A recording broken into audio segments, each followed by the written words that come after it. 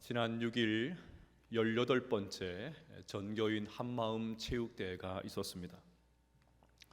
5, 6, 7 남전도의 회원들께서 한 달 동안 정말 헌신적으로 준비해 주셨습니다. 각 팀의 조장들도 목이 쉬어가면서까지 열성적으로 팀을 이끌어 주셨습니다. 각 교구에서 준비한 음식은 더 이상 말할 것도 없습니다. 얼마나 맛있고 풍성한지 먹어도 줄어들지 않는 오병이어의 현장이었습니다. 그 어느 때보다도 많은 분들이 참석해서 즐거워하는 모습을 보면서 담임 목사로서 참 흐뭇했습니다.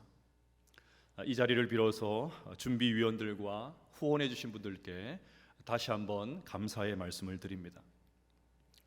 특별히 저는 이번 체육대회를 통해서 그동안 잊고 있었던 중요한 한 가지를 발견했습니다. 체육대회 전날 저희 집 막내가 대뜸 이렇게 말합니다. 아빠, 설레서 잠이 안 와요. 설레서 잠이 안 와요. 운동을 지독하게 좋아하는 녀석인지라 체육대회에 참석할 생각을 하니까 흥분이 되었던 모양입니다. 빨리 자야 좋은 컨디션으로 참석할 수 있으니까 어서 자라고 그렇게 말한 다음에 잠자리에 누웠는데 아빠, 설레서 잠이 안 와요.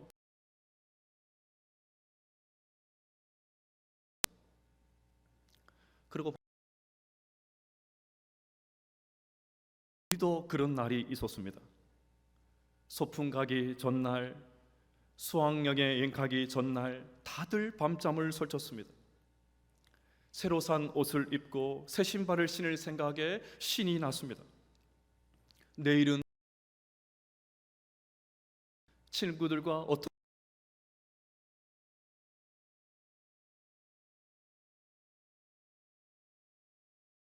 또 입꼬리가 올라갔습니다. 그렇게 우리는 행복한 상상을 하면서 설렘으로 잠을 설친 적이 있습니다.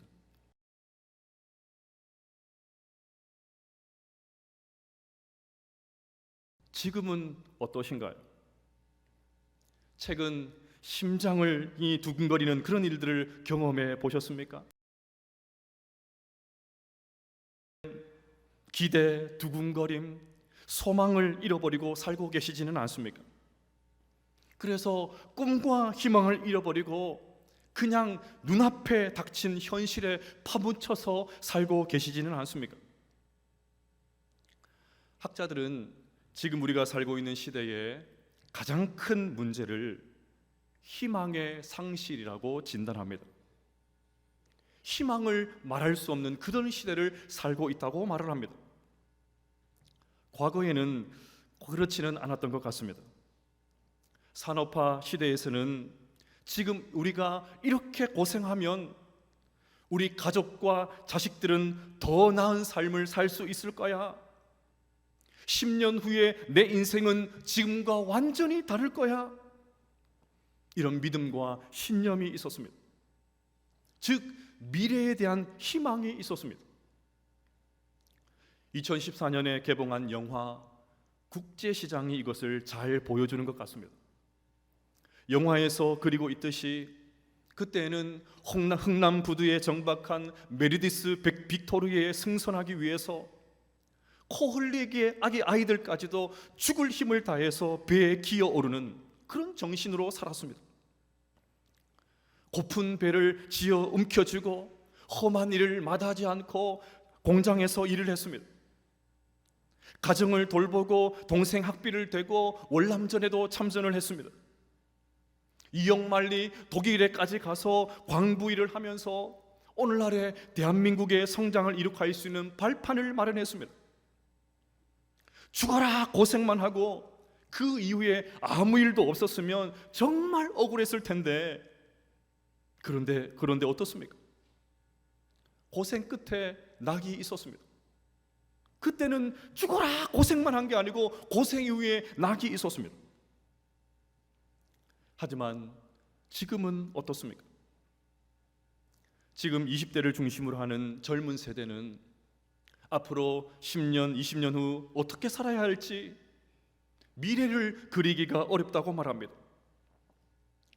제가 예전에 만났던 국내의 한 굴지의 대기업을 다니고 있던 한 성도님은 이제 40에 들어서자 이직을 고민하셨습니다. 임원이 되면 그래도 몇 년 더 버틸 수 있는데 만약에 그렇지 않게 되면 금방 밀려나기 때문입니다. 그러니까 직장을 다니면서도 계속 다른 일을 구상합니다. 점점 커가는 아이들을 보면서 중압감이 밀려옵니다. 하물며 아직 사회에서 자리를 잡지 못한 젊은이들은 얼마나 더 참담할까요? 어르신들의 상황도 만만치가 않습니다. 예전에는 직장에서 은퇴하고 나면 10년 전으로 세상을 떠났습니다.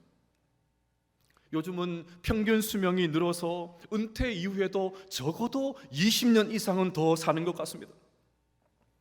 그 시간을 도대체 어떻게 보내야 할지 불안합니다. 노년의 수입으로는 이미 오를 대로 오른 생활 수준을 맞추기도 벅찹니다. 늘어난 수명만큼이나 의료비 부담도 만만치가 않습니다. 매스컴에서는 한국의 노인 빈곤율이 OECD 최고 수준이라고 계속해서 연일 보도를 합니다. 무슨 대책을 제시하는 것도 아니고 그냥 그렇다는 말만 계속하니까 공포감이 더 밀려옵니다. 이처럼 지금 우리 시대는 세대를 불문하고 희망을 말하기 어려운 시대를 살고 있습니다. 자, 그러면 여기서 우리 그리스도인들은 중요한 질문을 던져야 됩니다. 세상은 희망이 없다고 아우성치는데 과연 교회는 희망을 말할 수가 있습니까? 더 적극적으로 희망이 없다고 소리치는 이 세상을 향해서 교회가 던져줄 수 있는 희망의 메시지가 있습니까? 세상의 이 절망을 전복시킬 수 있는 강력한 소망의 이야기가 있느냐는 것입니다. 네, 있습니다. 세상을 향해 던져줄 희망의 메시지가 있습니다. 그것이 바로 오늘 살펴볼 몸이 다시 사는 것과 부활입니다. 부활이야말로 우리가 세상을 향해서 선포할 수 있는 가장 강력한 희망의 이야기입니다. 그래서 하나님의 백성인 우리는 그 어떤 인생의 깊은 수렁과 절망 가운데서도 희망을 노래할 수 있어야 됩니다. 초대교회 성도들은 그 극심한 핍박 속에서도 그 험지에서도 믿음을 잃지 않았습니다. 오히려 소망을 품고 살아가는 것이 얼마든지 가능하다는 것을 보여주었습니다. 지금 우리도 그래야 됩니다. 희망이 없다고 탄식하는 세상을 향해서 소망이 있음을 알려주어야 됩니다. 부활의 소망을 보여주어야 됩니다. 그러기 위해서 우리가 먼저 부활의 소망을 품고 일어서야 됩니다. 오늘 이 부활의 이야기를 살펴보면서 우리가 먼저 희망 중에 일어서는 은혜가 있게 되시기를 주의 이름으로 축복합니다. 이 절망의 그늘에서 신음하고 있는 세상을 향해서 소망의 빛을 발할 수 있기를 소원합니다. 더 나아가 그 소망을 여러분 주위에 있는 사람들에게 이 세상을 향하여 담대하게 보여줄 수 있기를 주님의 이름으로 축복합니다. 사도신경은 이제 서서히 고백을 마무리하면서 몸이 다시 사는 것과 부활에 대한 고백을 하고 있습니다. 그런데 저는 여기서 한 가지 질문이 생겼습니다. 왜 사도신경에는 천국에 대한 고백이 없을까? 좀 이상하지 않으십니까? 우리는 결국 죽어서 천국에 가기 위해서 예수님 믿는 것 아닙니까? 아무리 이 땅에서 천국의 삶을 먼저 누려야 됩니다. 내 주 모신 곳이 그 어디나 하늘나라, 그리스도의 장성한 분량에 이르기까지 자라고 또 자라야 됩니다. 그렇게 말을 해도 천국에 못 간다면 말짱 도루묵이지 않습니까? 또 성경에 천국을 묘사하는 구절이 얼마나 많습니까?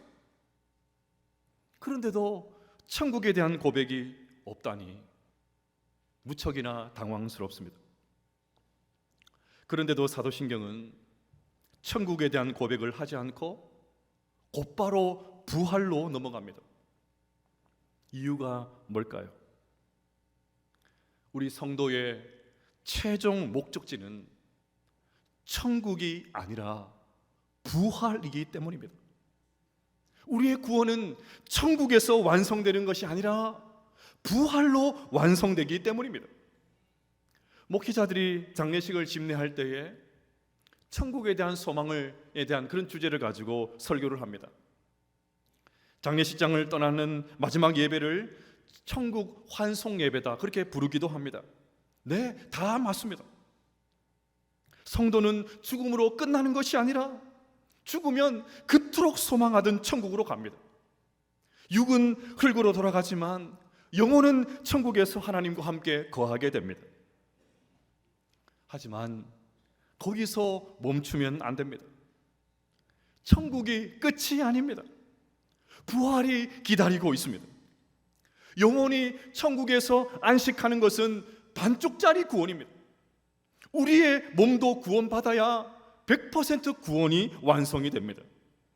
사람이 죽을 때 영혼은 몸을 떠나서 천국에 가고 남은 몸은 땅에 묻히는 것은 매우 비정상적인 것입니다. 여러분 생각을 해보십시오. 인간은 영혼과 육체 다 가지고 있잖아요. 영혼 근데 죽어서 영혼만 천국에 가서 구원받는다? 이것은 매우 비정상적인 것입니다. 인간은 영혼만 있는 것이 아니라 육체도 있는데 영혼만 구원받는 것은 말이 되지가 않습니다. 반드시 육체도 구원을 받아야 됩니다. 그래서 저는 장례식의 마지막 예배를 드릴 때 반드시 마지막에는 부활에 대한 말씀을 전합니다. 부활이 기다리고 있기 때문입니다. 영혼만이 아니라 육체도 부활해야 진짜 구원이 이루어지기 때문입니다. 여러분, 몸마저 부활하는 그 영광스러운 그날을 상상해 본 적이 있으십니까? 지금 천국에 먼저 가 있는 부모님들, 형제, 자매들, 그들은 그토록 보고 싶었던 주님과 함께 충분한 만족과 행복을 느끼고 있을 것입니다. 세상 그 어디에서도 느끼지 못했던 안식을 누리고 있을 것입니다. 하지만 천국에 있는 그들에게도 한 가지 결핍이 있습니다. 영혼만으로는 운동을 할 수가 없습니다. 여러분들이 그렇게 좋아하는 골프도 할 수도 없고 낚시도 다닐 수가 없습니다. 산들바람을 느낄 수도 없고 땀을 흘린 후에 마시는 그 음료수의 청량감도 경험할 수가 없습니다. 이런 것들은 오직 육체만이 느낄 수가 있습니다. 그래서 영혼만 구원받으면 안 되고 반드시 육체도 구원을 받아야 됩니다. 그래서 사도신경은 그냥 다시 사는 것을 믿습니다 그렇게 고백하지 않고 콕 집어서 몸이 다시 사는 것을 믿는다고 고백하고 있는 것입니다. 사랑하는 여러분, 우리 주님께서 재림하시는 그날 죽었던 우리의 몸이 다시 살아나게 될 줄로 믿습니다. 형체 없이 사라졌던 나의 뼈가 다시 모양을 갖추게 될 줄로 믿습니다. 썩어 문드러졌던 내 살이 다시 돌아오게 될 줄로 믿습니다. 멈췄던 심장이 다시 뛰고 뜨거운 피가 다시 흐르고 차갑게 식은 몸이 다시 따뜻한 온기로 차오르게 될 줄로 믿습니다. 감겼던 내 눈이 다시 떠지면서 이전보다 더 아름다운 몸으로 되살아나게 될 줄로 믿습니다. 그러니 우리 모두 그날을 대망할 수 있게 되시기를 주의 이름으로 축복합니다. 자, 그러면 부활의 날에 우리는 어떤 몸을 가지게 될까요? 첫째로 썩지 않을 몸을 가지게 됩니다. 고린도전서 15장 42절 말씀을 같이 한번 읽어보도록 하겠습니다. 시작. 죽은 자의 부활도 그와 같으니 썩을 것으로 심고 썩지 아니할 것으로 다시 살아나며 아멘. 현재 우리의 몸은 언젠가는 반드시 죽을 몸입니다. 죽어서 매장을 하면 결국 다 썩게 됩니다. 요즘은 화장을 많이 하니까 썩기도 전에 이미 다 태워져서 한 줌의 재만 남습니다. 하지만 부활의 몸은 썩지가 않습니다. 썩지 않는 몸으로 부활한다는 말은 더 이상 죽음이 없다는 말입니다. 그래서 사도 바울은 고린도전서 15장 52절에서부터 이렇게 말을 합니다. 사망을 향하여 사망 선고를 하면서 이렇게 말을 합니다. 나팔 소리가 나매 죽은 자들이 썩지 아니할 것으로 다시 살아나고 우리도 변화되리니 이 썩을 것이 반드시 썩지 아니할 것을 입겠고 이 죽을 것이 죽지 아니함을 입으리로다. 이 썩을 것이 썩지 아니함을 입고 이 죽을 것이 죽지 아니함을 입을 때에는 사망을 삼키고 이기리라고 기록된 말씀이 이루어지리라. 사망아 너의 승리가 어디 있느냐? 사망아 내가 쏘는 것이 어디 있느냐? 사실 우리가 가장 두려워하는 것은 죽음이죠. 아무리 믿음이 있다고 해도 죽음의 순간에 서면 떨리기 마련입니다. 얼마 전에 수술을 한 성도님이 이런 말씀을 하셨습니다. 다른 사람들이 수술을 받을 때는 믿음으로 잘 받고 오라고 그렇게 얘기를 쉽게 해줬는데 정작 내가 수술을 받으려고 침대에 누우니까 솔직히 두려웠다고 합니다. 당연하지요.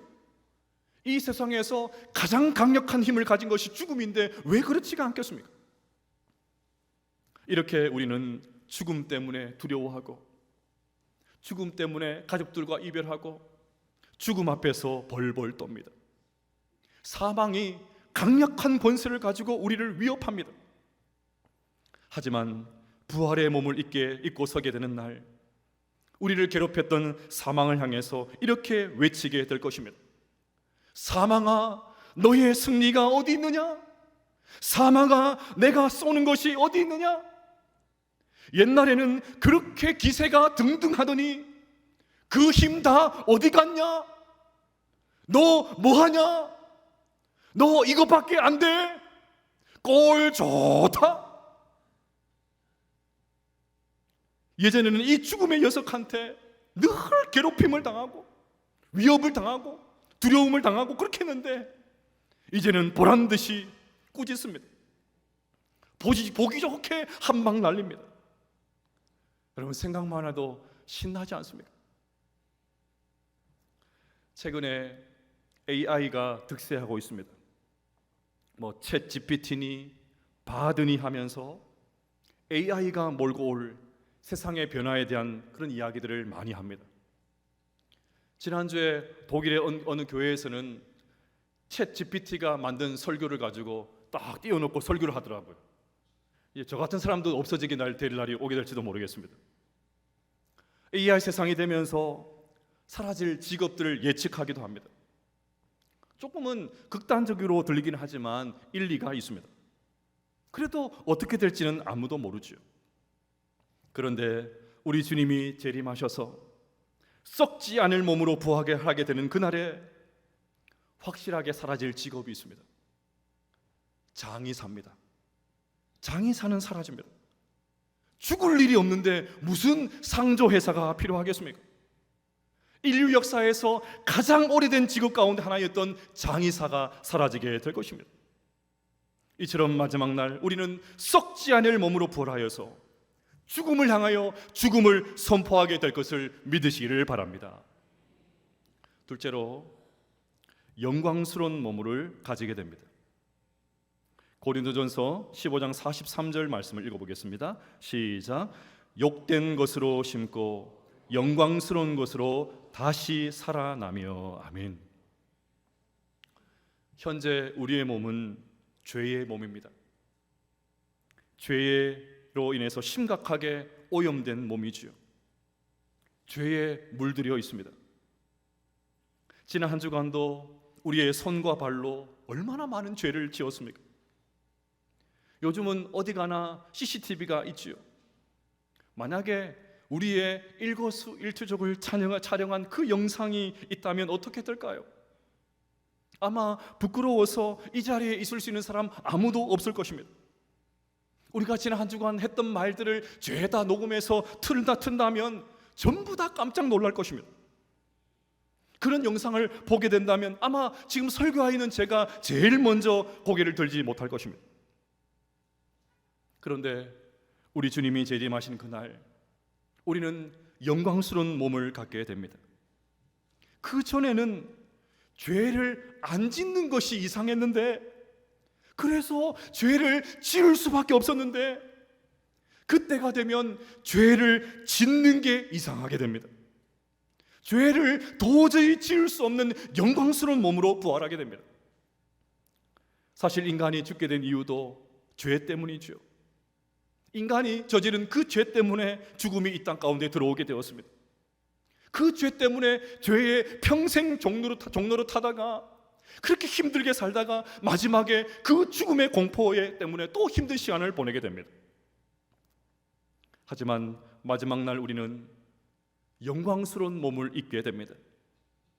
죄와는 전혀 상관없는 그런 몸을 가지게 됩니다. 우리가 몸으로 하는 모든 일들을 통해서 하나님의 영광이 드러나게 될 것입니다. 여러분, 생각만 해도 막 흥분이 되지 않습니까?